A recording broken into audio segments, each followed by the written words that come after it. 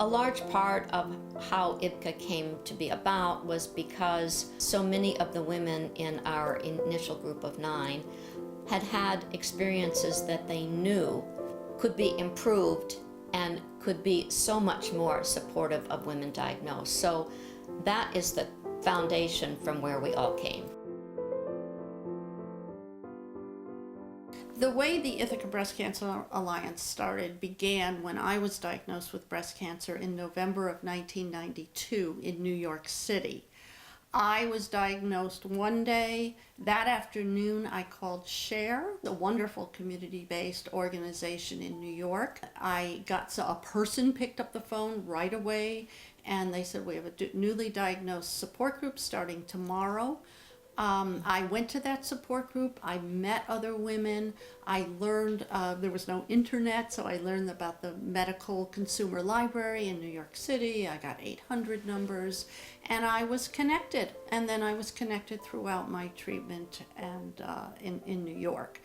About 6 months later, I was back in Ithaca, and Ned Asta, who is like my family, was diagnosed with breast cancer.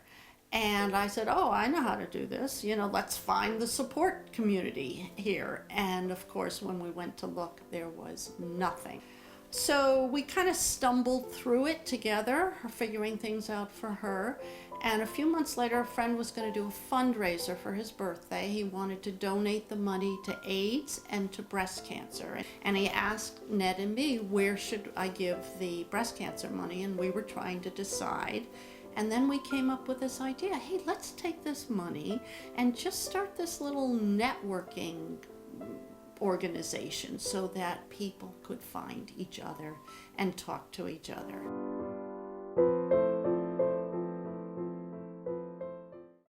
My experience was totally in Ithaca, and unlike Andy, who was able to connect to great resources in New York City, Ithaca had little to nothing to offer, and for a young woman with 2 young kids, it was an incredibly isolating experience.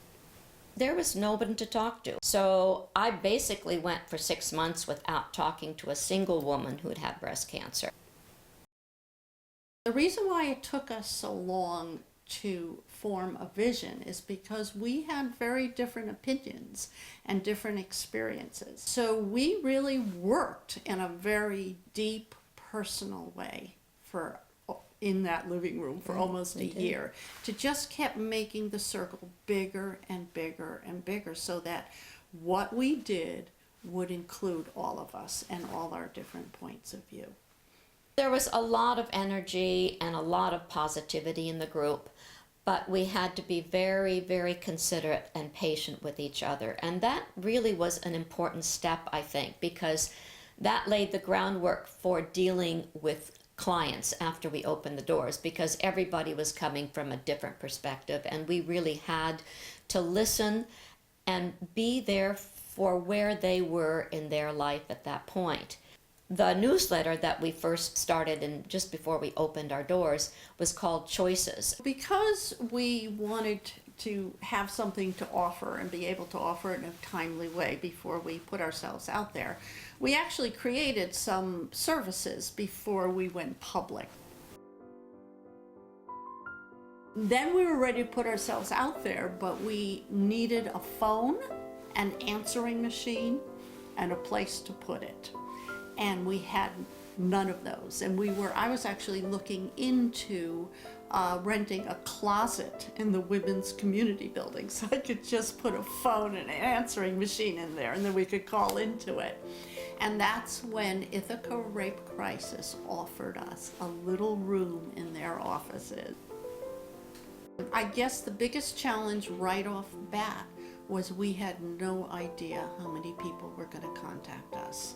Because we knew the statistics, the annual number of diagnoses for Tompkins County, but we didn't know how many people were sitting there waiting for some connection. In the first 19 months we were open, we had 71, 75 women coming in for support, for information.